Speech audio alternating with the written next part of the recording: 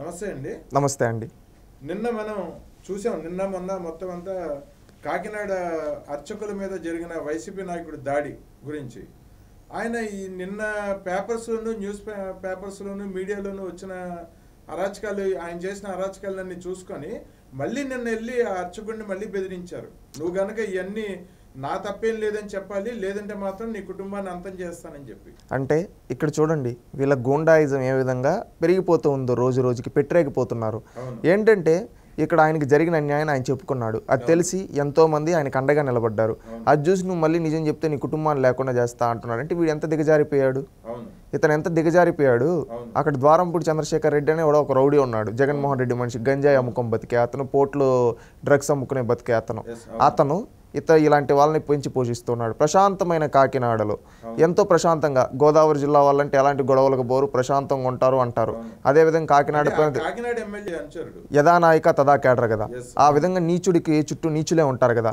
ఈ ద్వారంపూడ చంద్రశేఖర్ రెడ్డి అనే వ్యక్తి లాంటి నీచుల్ని ప్రజలు తరింగొట్టాలి. కాకినాడ ప్రజలు ఒక ఆడబిడ్డకి ఈరోజు బ్రాహ్మణుల్ని ఈ విధంగా అవమానించడం అంటే ఆ పాపం వాళ్ళ ఊరికే పోదు, ఆ పాపం ఖచ్చితంగా తగులుతుంది. దీనికంటే వీళ్ళు చేసిన పెద్ద తప్పేంటో తెలుసా అండి? భువనమ్మ గారిని నిండు సభలో ఎలాంటి రాజకీయాలకు సంబంధం లేని ఆమె గురించి తప్పుగా మాట్లాడారు. లోకేష్ గారి పుట్టుక గురించి తప్పుగా మాట్లాడారు. ఇలాంటి ఆలోచనలన్నీ ఎవరికి వస్తాయి తెలుసా? తప్పుడు ఎదవలకే తప్పుడు ఆలోచనలు వస్తాయి.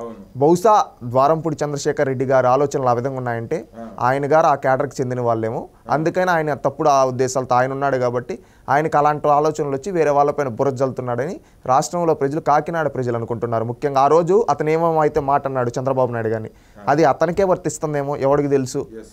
మేము దాని గురించి మాట్లాడాలి. ఎందుకంటే అలాంటి సంస్కారం లేని వ్యక్తుల గురించి ఈరోజు మాట్లాడాలంటే చాలా సిగ్గుగా ఉంది. ఎందుకంటే రాజకీయాల్లో హుందాతనం ఉండాలి. నువ్వు కాకినాడకి ఏం చేసావు? కాకినాడ పోర్టును ఏ విధంగా డెవలప్ చేసావు? కాకినాడ చుట్టూ ఏం సెజ్జులు పెట్టావు? కాకినాడలో ఏ కంపెనీలు తీసుకొని వచ్చావు? అవి చెప్పమంటే అవి చెప్పడు. ఎందుకంటే అవి లేవు, చేసింది ఏమీ లేదు కనుక ఈరోజు ఏ విధంగా మాత్రం రాష్ట్రంలో అత్యధికంగా మత్స్యకారులు ఉండేది కాకినాడ ప్రాంతంలో ఉంటారంటే, అలాంటి మత్స్యకారుల దగ్గర కూడా కమిషన్లు తీసుకున్న నీచుడు ఈ వ్యక్తి. ఇలాంటి వాళ్ళ దగ్గర నుంచి ఇంకేం సంస్కారం ఎక్స్పెక్ట్ చేస్తాం? మళ్ళీ ఇంకొకటి ఉంటుంది, ఈరోజు బ్రాహ్మణులను ఈ విధంగా వీళ్ళు ఇంకా బెదిరిస్తున్నారంటే వీళ్ళు రౌడీజం చూడండి.